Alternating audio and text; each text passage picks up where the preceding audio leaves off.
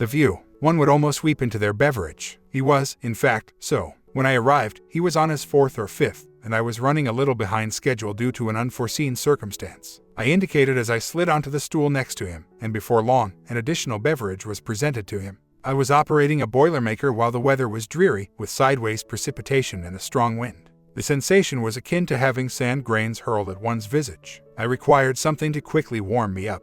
I chugged down the shot glass of cognac that I had placed into the mug. A subsequent one descended with even less effort. After achieving the desired ruddy radiance, I reconsidered consuming only beer. Presumably, I would tend to this one until my departure. As Tony's condition deteriorated, I procured a table, placed an order for him, and advised him to abstain from consuming alcohol for a while. I wished him to be sufficiently sober to comprehend our conversation. An order of fries and nearly a dozen sizzling wings were inhaled by him. It appears he ought not to have neglected brunch earlier. He did not locate her within an hour, contrary to my prediction. Bitch was right there in front of me, then she just up and disappears. I checked her mom, her girlfriends, the people she works with. Nobody knew anything. After pausing, he downed a large mouthful of lager. You think Chris would cheat on me? We've only been married for a year. Could she really do something like that? After 1 minute of allowing him to meander, I interrupted him. Tony, be honest here. Isn't that how you got her? A moment passed as his mouth hung open before he began to vent. You jerk. How could you say a thing like that? Attempting to conceal my eyes from his with the dim lighting and alcoholic mist, I attempted to maintain a solemn expression. I can say it, Tony, because it's true. You were both married when you hooked up, to each other's best friends at the time. There's a precedent here. If she'll cheat on one husband, what's to stop her from doing it to another? After all, she's had a little practice now, she's probably pretty good at hiding it. It was almost possible to observe the thought gaining traction in his jumbled mind as he attentively listened. I made progressing forward. Perhaps she has been devoting a great deal of time to socializing with friends. Does she frequently partake in girls' nights out? Have you ever wondered if she is absent from the house phone while you're bowling, or if the cell phone goes directly to voicemail, but she returns your call a few minutes later while gasping for air? Such occurrences are easily explicable. Motive and opportunity, Tony. She will certainly find a means to deceive, and you have no control over the situation. No, he lamented while cocking his head, she actually loves me, says the man who was all over Gloria when I walked in. Let me guess, you just needed a shoulder to cry on. Gloria served as the punchboard for the community. The damsel was troubled. She was attractive and certainly not stupid, but she had a difficult time saying no. She approached me and I ended up taking her on a genuine date. The majority simply awaited her at the bar, served her a few drinks, and then drove her to their modest motel or apartment. I accompanied her on a night of dancing, dined with her, and then whisked her home, where I exchanged a few exceptionally kind caresses with her before departing. She was completely engrossed in me the following evening. Why did you leave? Because the date was over. I had a really good time, by the way. I'd really like to do it again sometime. The answer will be yes, whenever you ask, she responded with a smile, but you know what I'm talking about. You know I would have tried my best to screw you blind if I could have gotten you into my apartment. Why? Why what? She inquired, clearly perplexed. Why would you have wanted to screw me blind? Because I took you out, tried to show you a good time. Because you thought it was what I was after, something that you felt you owed me. Newsflash baby, I like to get to know someone I'm interested in, see if we fit, see if I want to take it past a first date. I'm 32, my days of banging and bailing are long over. If that's all you want, every guy at this bar and some of the women would love to be your screw buddy. It's just not me, honey. Are you sure you're a man? You're not some romance novel hero come to life through some weird-ass curse or magic, are you? Just a guy, I exclaimed, maybe a bit out of the norm, but still just a guy. We continued our conversation for a short while. Before we parted ways, she posed a query to which I found it difficult to respond. What is the matter, Chill? Why do I engage in such behavior? And may I kindly request your honesty? I am able to accept it. I exhaled and stated, Honorable, my acquaintance with you is limited at best. However, I will say my opinion based on the information that I do possess. I believe something from your past caused you to feel extremely apprehensive and harmed your sense of self. It is possible that this explains why you sleep with anyone who asks. Gloria, while you are an appealing woman, the mere act of loitering at this establishment is becoming tiresome. Your epidermis is ailing from a lack of sunlight, and I apologize if this offends you, but you have developed a small gut. She appeared to be more reflective than in pain as I observed her expression as the words I spoke sank in. Here is the recommendation of Dr. Chills. Reduce your time spent in pubs. Consider enrolling in a gym, an exercise class, or even running. Expand your outdoor time. Include the term no in your lexicon. And Gloria, do it on your own volition and not because I or anyone else instructs you to. It is advisable to develop self-love prior to seeking affection in another person. After she stood, gave me a peck on the cheek, and nodded twice, she departed, and I did not see her again for 2 weeks. Bringing my focus back to Tony, I probably ought to have been more empathetic towards him. I myself had been unfaithful 4 years prior, and the pain was still present. I'm sure she told her first husband that each time she returned home after spending time with you. Who knows for certain, she may have even intended it. You probably told your wife the identical thing at the time. Then perhaps you all truly believed it. When exactly did it transition from an affair to a relationship?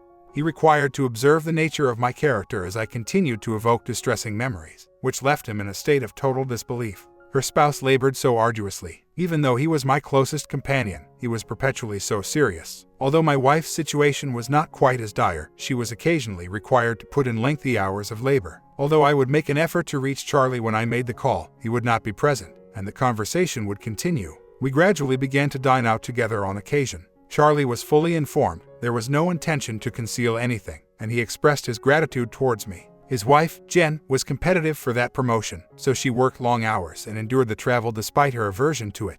I was accompanied by her closest friend, so she knew I would be secure from temptation and was therefore fine with us spending time together. He paused while sporting a pale grimace. It was an accident on the initial attempt. We were so severely damaged that I was unable to operate the vehicle, and we were forced to take a taxi back to her residence. We were all over one another by the time the second bottle of wine was decanted. We certainly felt terrible the following morning, swearing that it would never occur again and that we would never reveal it. We survived for approximately 4 months before it occurred again. Charlie was in Atlanta, while Jen was in Cleveland. We never left the home as much as the doorbell. As soon as we exchanged a single glance, I forcibly removed her hand and led her to the bedroom.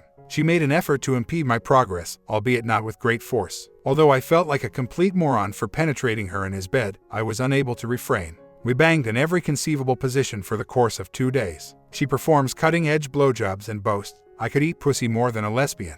Floodgates were left open. We became acquainted during their stay in town, spending lengthy lunches and afternoons at their residence due to her non-working status. One afternoon, they both astonished us by their careless performance. He was shouting, Jen was shrieking, Chris was weeping, and I became completely stupid. As I prepared to strike Charlie, Jen struck me with her pocketbook. Although the object appeared to be pebbles, it was actually the refuse she insisted on placing inside.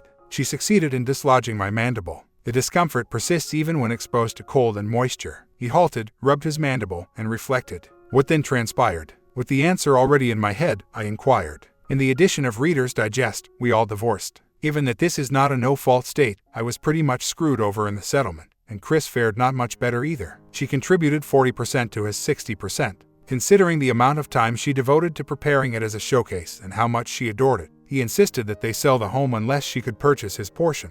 She was incapable of swinging it, so it was sold. Unless she remarried, she also received the minimum of alimony for 3 years. The exemption of the business was attributed to a prenuptial agreement. However, you both informed me that you wed within a year, I interjected as he paused to drink.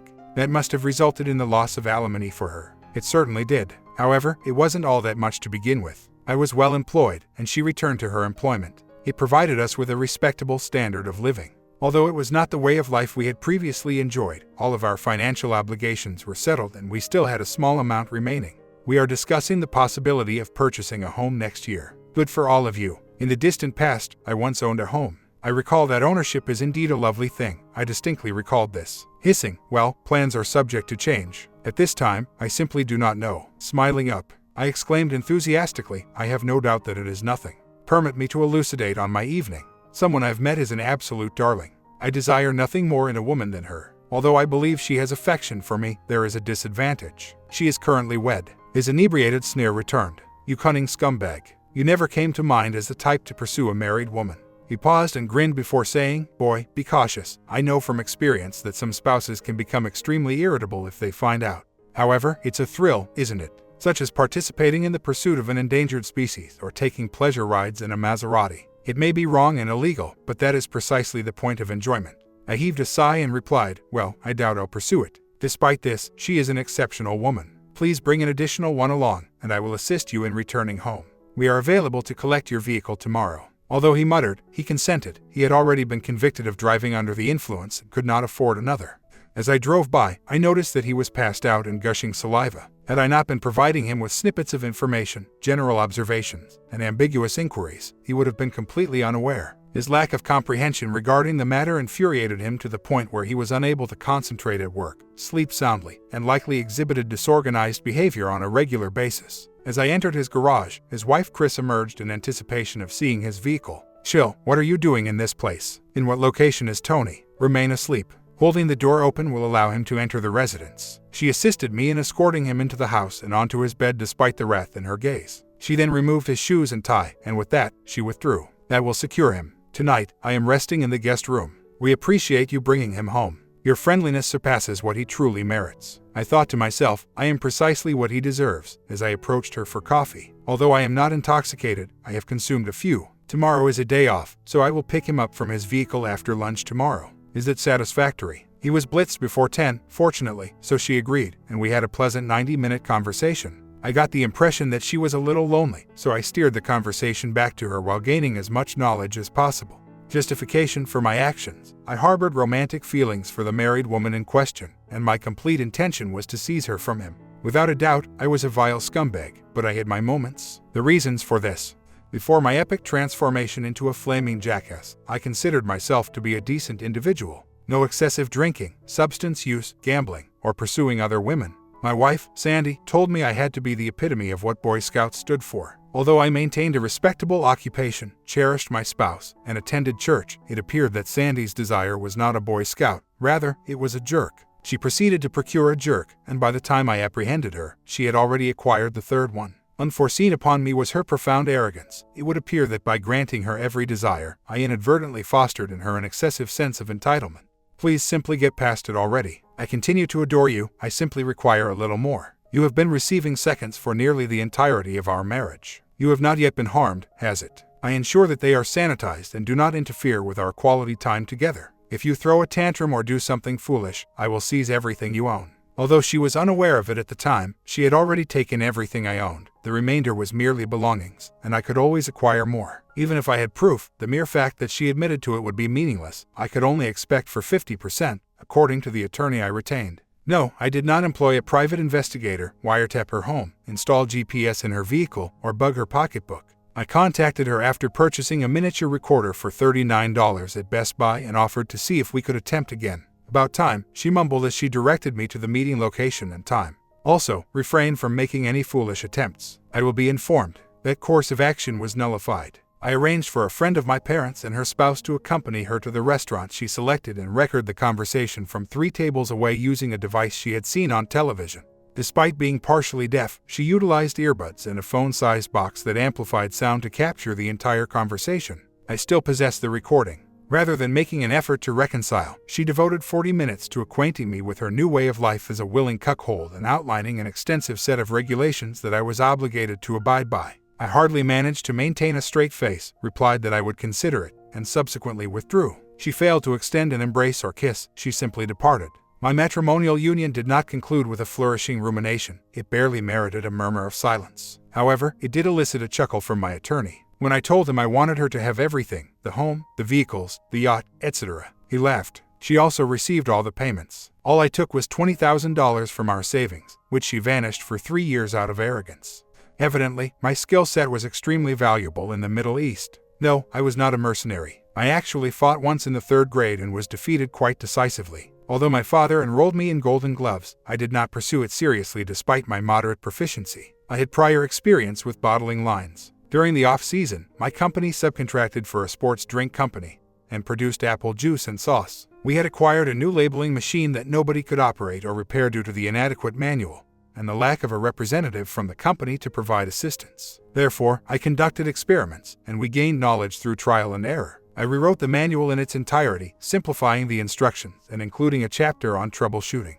When production increased by 30%, everyone took notice, and the corporate guys were quick to investigate the cause. In the end, the beverage company issued me a check for the manual, which they subsequently implemented in other locations. They extended me a job offer in February, but it was located in Chicago, and my spouse quickly declined.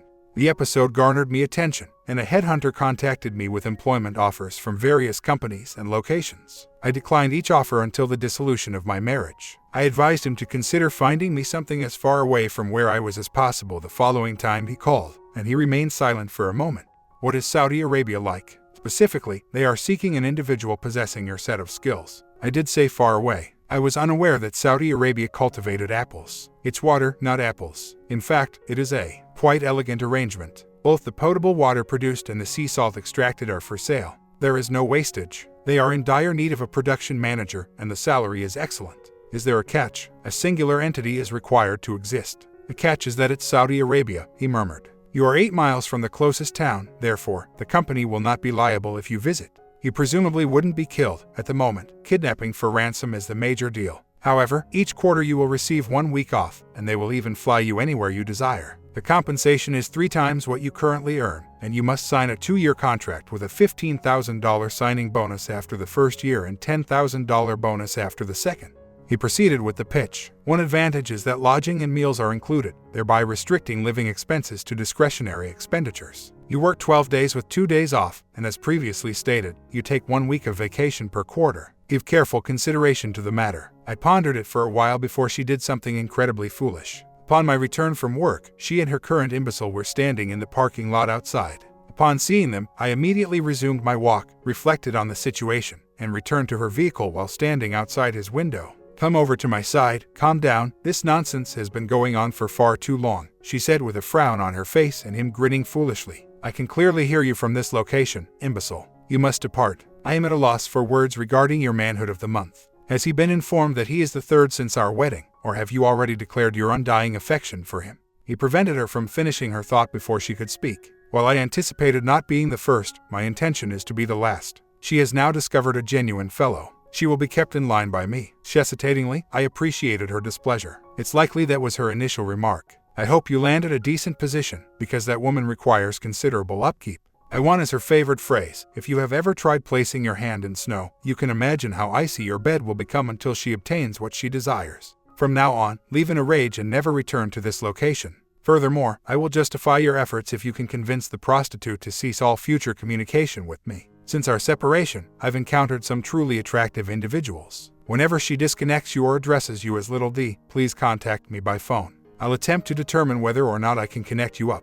I'm truly astonished. When she told me about you, she stated that your manhood is considerably smaller than mine. Simply put, you will be simpler to control. If she desires more, she will begin pestering. 3 times, she did it to me, and each time I was dumbfounded. Give careful consideration to the matter. My hand was placed on the zipper. Do you wish to view it once more, honey, for the sake of nostalgia? It departs with me as I depart. It will suffice to utilize your vibrators and a small erection until you locate a larger individual. Little D had finally had enough. Those who were leaving could hear the conversation and were chuckling hysterically. Her face was so crimson that I was on the verge of losing my temper in fear that she would strike me. I am prepared to kick you in the arse. As he opened the door, he gasped in terror. When he placed his leg outside while I was standing just beyond his reach, I seized the door with both hands and thrust as firmly as I could. He shrieked when I heard a crack that he had not anticipated. I took a step back, retrieved my phone, and dialed 911. Soon after, the police and the ambulance arrived. The bones in his lower left leg were both affected by hairline fractures. They just completed a report after the third individual informed them that he had threatened me and they had questioned witnesses I had requested to remain.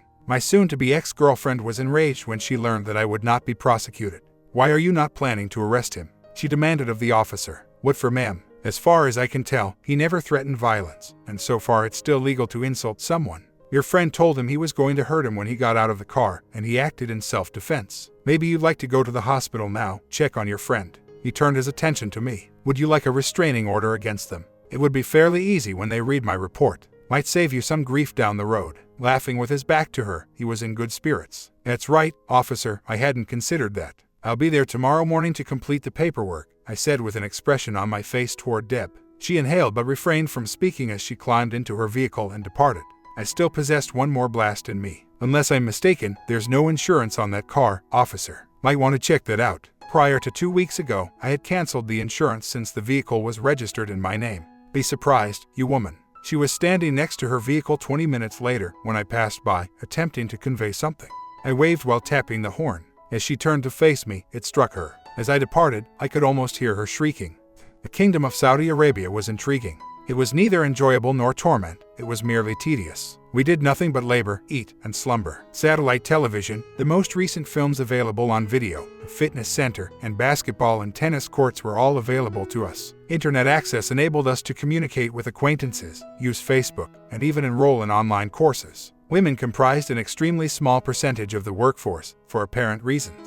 Those who were present were predominantly married to other employees. Naturally, pairing that many males with that few women resulted in catastrophe. When sufficiently aroused, a gold band does not significantly impede one's progress. More than half of the couples either separated prior to the expiration of their contracts or ultimately divorced. I managed my hormone levels until I arrived in France each quarter. Despite their impoliteness and negative perception of Americans, French women were still eager to rape us, particularly when we were to spend money. It was a lesson for me to avoid the larger communities. Smaller communities had a reputation for being friendlier, with cleaner females and more affordable prices. However, I adored the Riviera and its bare beaches. I visited several casinos and observed irrationals losing money. I played minimally, with the operative word being minimally, simply enough to avoid being ejected. I placed a single wager on a game that I was unable to pronounce or comprehend, and I allowed the wager to travel for 5 times prior to withdrawing my funds. I immediately flipped when I learned that I had won 80,000 euros. Uncertain of its future course of action, I deposited it into the casino's bank account. My subsequent vacation was spent in a compact complimentary accommodation with every amenity. The $8,000 that I lost pleased the management. On my following journey, I won an additional 20,000. I subsequently became slightly inebriated and foolish, resulting in a loss of $40,000. I never returned. It came as a surprise when the years passed so rapidly. As a consequence of my wagering winnings, I made the decision to terminate my stay for an additional year. They surprised me by offering me the position of assistant manager, accompanied by a $30,000 signing bonus and a 40% salary increase. Upon hearing my response, I affixed my signature after a few days of deliberation. To maintain communication, I would speak with my mother and stepbrother once a month and contact my attorney. To put it mildly, my ex was not pleased with my departure from the country. I had granted the attorney power of attorney. It was, in fact, quite straightforward. She received the entirety of the marital assets, less the $20,000 that I had retained. The debt was significantly less than the net worth, so the judge granted the divorce notwithstanding her objection, reasoning that the assets would more than compensate for any alimony awarded. Without my income, she could not have afforded everything, and her new partner departed early, stating that he would not pay for items he would never own. She exited town after selling the home, my yacht, and everything else for a modest profit. I continued to serve as plant manager for an additional year. I might have remained there even without my mother's phone call. She was in tears. "It's Charlie. He's been in a bad accident. You need to come home." Charlie was my stepbrother. Mom married his dad 12 years ago, 3 years after my real father disappeared. He was a kind-hearted individual, treated Mom with respect, and appeared to have a fondness for me. After a year, I would simply introduce him as my father, which he appeared to appreciate. Charlie was approximately 10 years old when they got married. I had never had siblings, but I was old enough to appreciate his presence. I brightened his day when I intervened in a conflict after school one day. He was at a disadvantage when I intervened. I was a senior in high school, and he was in the first year of middle school. The schools were located next to each other, and I would walk over to pick up Charlie, driving us home. "Leave him alone, individuals. If you touch my brother again, I'll give you a taste of your own medicine." I'm a rather sizable individual, and the 12 and 13-year-old troublemakers quickly retreated. I participated in Golden Gloves boxing, as I mentioned earlier, and even achieved a regional championship at the age of 15. However, I eventually came to the realization that my skills were not sufficient to pursue it as a profession. Nevertheless, the skills I acquired proved to be useful on occasion. That afternoon, I discovered my old gloves and collaborated with him. Before long, we were practicing or training 4 days a week. It was satisfying when he stood up to 2 bullies a year later, even though they weren't targeting him. I only had 5 weeks left on my contract, and I had already informed them that I would not be extending it.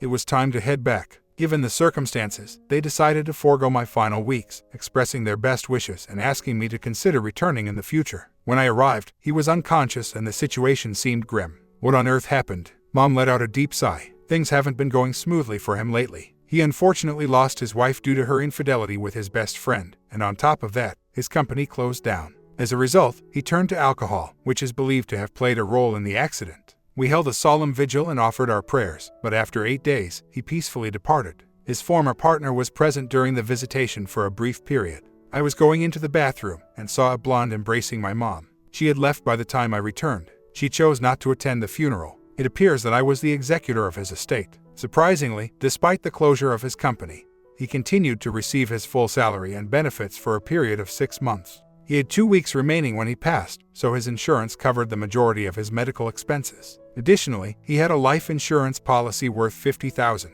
which was fully covered by the company and included double indemnity. Since he passed away due to an unfortunate incident, it was compensated. He had recently updated the beneficiary to me. He also had a personal policy for the same amount including Mom, so we both ended up with $100,000 each. His savings covered the medical bill. I inquired with my mother regarding his previous spouse. He got married about 8 months after I left, and unfortunately, I never had the chance to meet her. I admired her. She was a kind-hearted individual, innocent and tender. I believe she genuinely cared for him. If she loved him, why did they separate? He left her alone too often. He was highly motivated to achieve success, and his job required frequent travel and long hours. His best friend, who she spoke of with great disdain, betrayed her. He was already married, causing damage to 2 marriages. She pleaded with Charlie for forgiveness, but he was too deeply wounded. Eventually, she ended up marrying the person who betrayed her. It won't be long before their relationship falls apart. She may not deserve this outcome, but he certainly does. So there I was. With my accumulated earnings and the life insurance coverage, I had a substantial amount of cash, totaling over $400,000.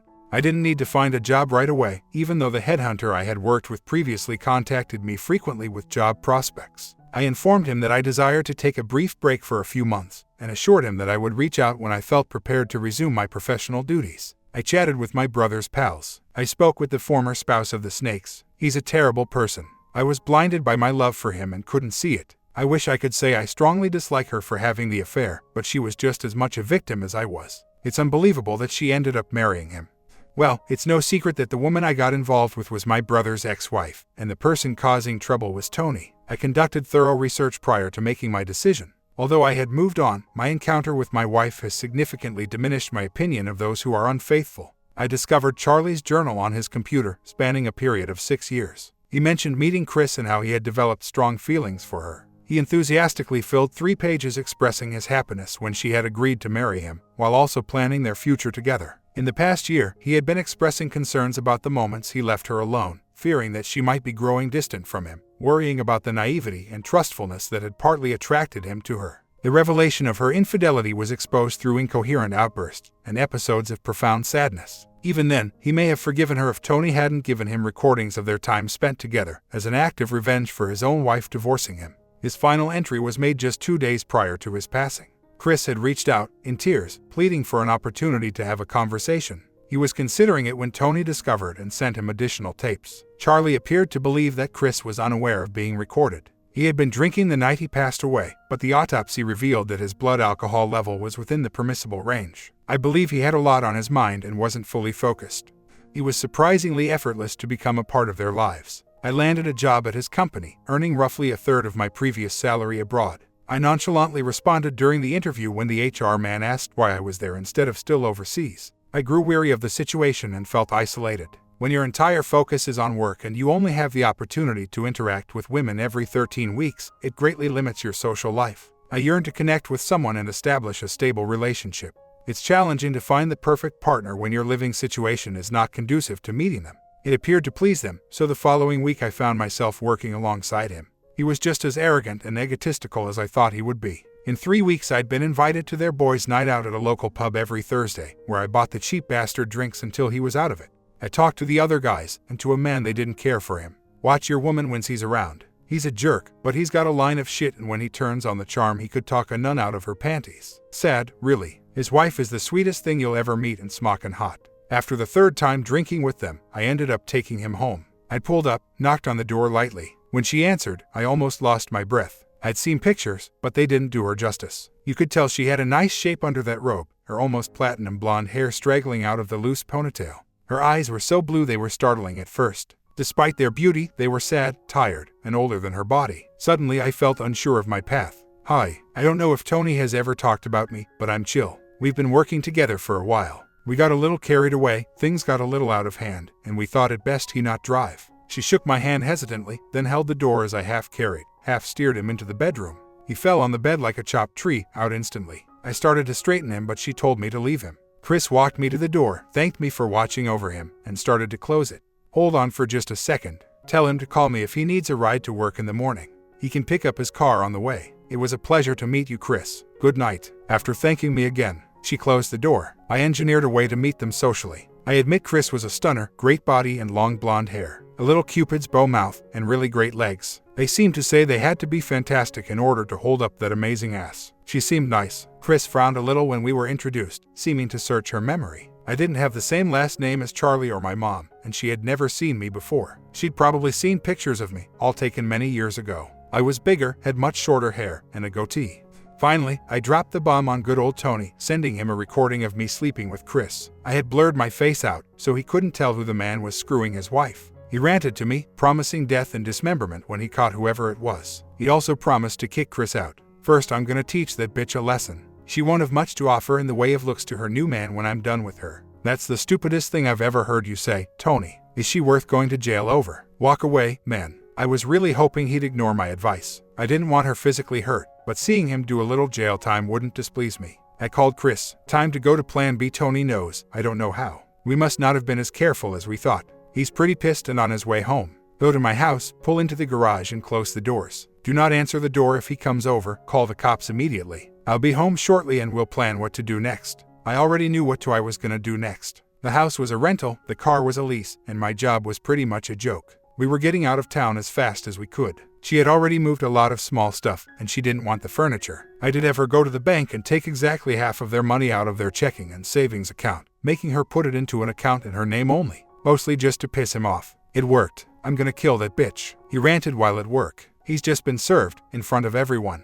Leave it alone. From what you said, she didn't take anything more than she would have gotten anyway. Say you do find her and beat the shit out of her. You get a free trip to jail, and any money you have left will go to bail and lawyers. You might even do jail time. She's left you in the dust, man. Tommy, another friend, was actually making sense for a change. Amazingly enough, Tom is actually right this time. She obviously doesn't want to be with you anymore. Turn her loose and get another. It seems to be pretty easy for you. He'd done a lot of bragging about his abilities. The jerk smirked, thinking of the possibilities the future held. You're right, I guess. Still pisses me off, though. And I'd still like to know who the bastard is. After we moved, I sent him a nice video, not blurring my face. When the sex scenes were over, including me coming in all her orifices, there was a few minutes of me smiling into the camera, explaining in detail why I'd done what I did. He was my brother, Usanafabich. A good guy, and he didn't deserve the shit you heaped on him. In my opinion, a lot of the reason he's dead is you. You need to think about your lifestyle. Ben sent me a picture of your face after he was done with you. Wonder who told him you were sniffing after Judy. Oh wait, that was me. My biggest hope is next time you screw another married woman, the man gets pissed off enough to kill you. If I find out, I'll dig until I find the guy and have a nice talk with him. My best advice to you is move and start over. The guys are watching you now, the word is out. I heard later he did try another woman and got 2 broken ribs and extremely bruised testicles for his trouble. Not my doing, the guy found out on his own. If he hadn't done it in a bar, Tony would have been gone. The guy had to pay his hospital bills, serve 6 months in community service, and attend anger management counseling. A big part of the trial was a detailed description of his past exploits given to the defense lawyer by me. After sentencing, the judge told Tony he needed to get a new hobby before the one he had now of bedding married women got him. I actually attended the trial, willing to give testimony. After hearing my story, the lawyer declined, but still asked me to come to keep him unbalanced. I could tell by the look in his eyes he wanted to jump me, but for once he was smart enough to listen to his lawyer. We moved back to my hometown. The first time we went to see my mother, she was in shock. We had a pleasant visit, and after we went home I explained why I did what I did. She cried, realizing she'd been used once again. What happens now? You gonna throw me out? Got your rocks off and your revenge, so now you're done with me. I deserved her tirade, so I took it in silence until she ran out of things to call me. You're right, I'm a horrible person. But if you'll admit it, you deserved at least some of it. I had every intention of putting you on the streets when I was done, but I've actually started having feelings for you. Here's the deal. Stay with me, at least until we have our emotions sorted out. If you want to leave or I decide you should go, I promise to give you enough money to find a place and live reasonably well for 6 months.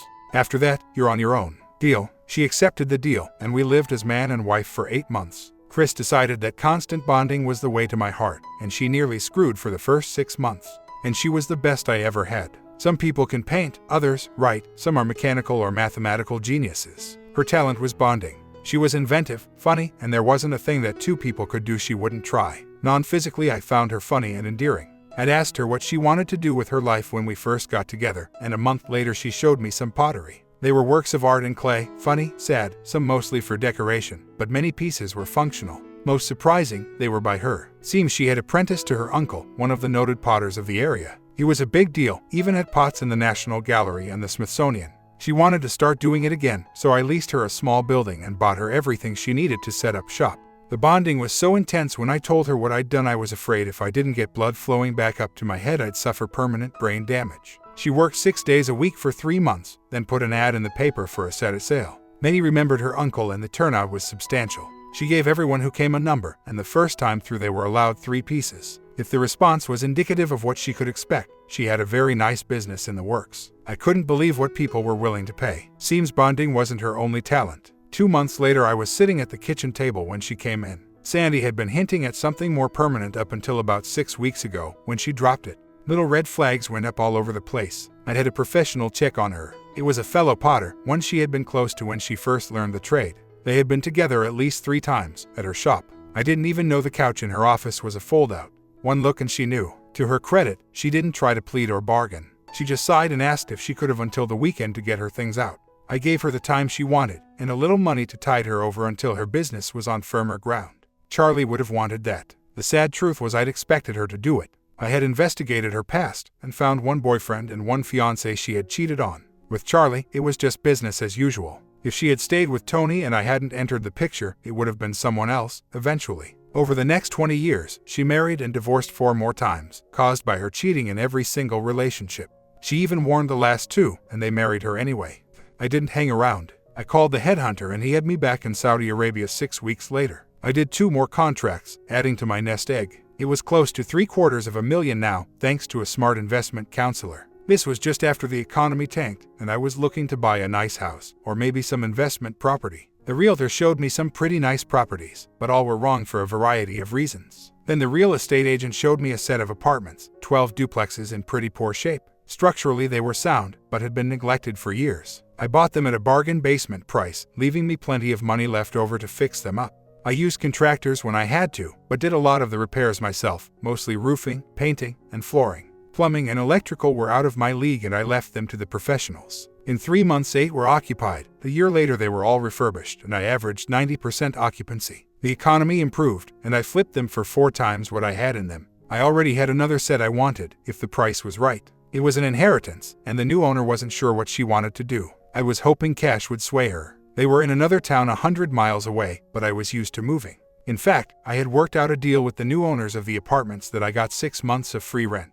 I had 2 months left when there was a knock on the door. It was Sandy, my ex. I hadn't seen her in close to 4 years. She seemed stunned. "What are you doing here?" she demanded right off the bat. She still didn't have warm and fuzzy feeling over the way I'd left her. "I live here. What do you want?" "Well, I just moved in 4 doors down. I had no idea you lived here. No one else was home, and I've managed to lock myself out. My keys and phone are in my pocketbook, so I just knocked on doors until someone answered. Could I use your phone to call the management company?" Against my better judgment, I let her in, dialing the number for her since I knew it by heart. She talked, explaining her situation, and they promised they'd send over someone with keys shortly. It had started raining, so I let her stay, busying myself by packing. She looked at the pictures on my walls and tables. Ones of Charlie, Mom, my stepdad and dad, the friends I'd made in Saudi Arabia, old high school and college friends I still stayed close to. There was even 1 or 2 of Chris. She was in between husbands at the time when I came back, and we hooked back up for a couple of months. When I made it clear I would never marry her, she drifted off. Her business thrived, and she was smart enough to exclude it from every marriage. None of me. Sandy sounded kind of hurt, and I couldn't figure out why. "Not a one," I replied. "I threw them away when I left for Saudi the first time.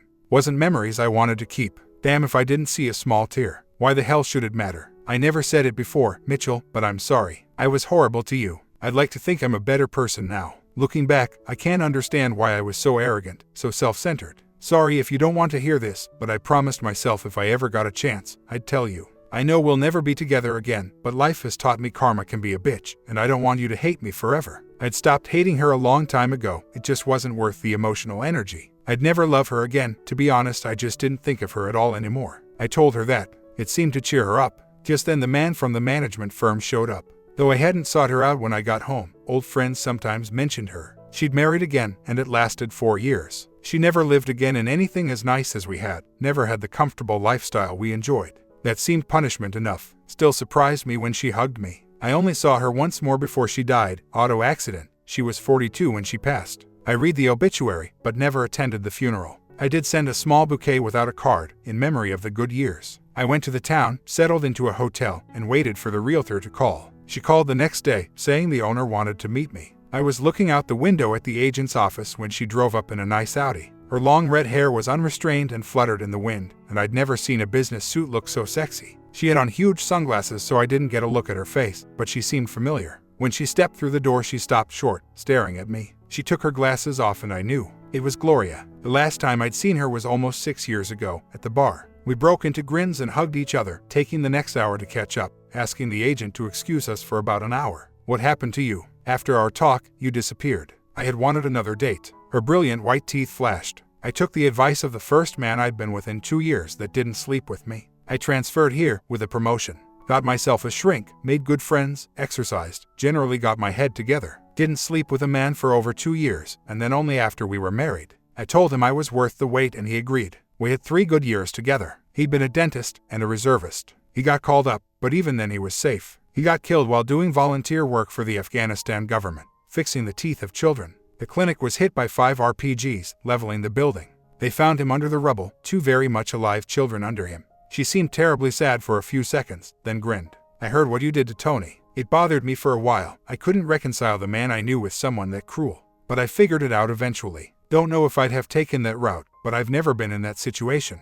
Now, promise me you'll let me cook you dinner tonight, and we'll call the agent in. I did and we did. She wasn't sure she wanted to sell, and I wasn't sure I wanted to invest that much money. We agreed to put it on hold, and I went back to the hotel to get ready for my date. She had a really nice house in a really nice neighborhood. I'd learned a lot about real estate and put it in the $400,000 to $600,000 range, depending on acreage and how nice the inside was. Gloria met me at the door, wearing jeans and a t-shirt, grinning at me in my suit. I should have told you casual. Lose the tie and the jacket. I'd offer you a drink, but I haven't touched alcohol since the night I walked out of that bar. Will a glass of tea do? I'd pretty much given up alcohol because of the time I'd spent overseas, so it didn't bother me a bit. She insisted I help her finish dinner. When she had the casserole in the oven, she took me on a tour. 11 acres with a horse barn, matching her neighbor's. Olympic-sized pool, hot tub, pool, guest house, and a full gym. I adjusted my estimate up by a third. She laughed. I know, way too much for a single person, but the fact is I love this house. Jimmy bought it for me as a wedding present.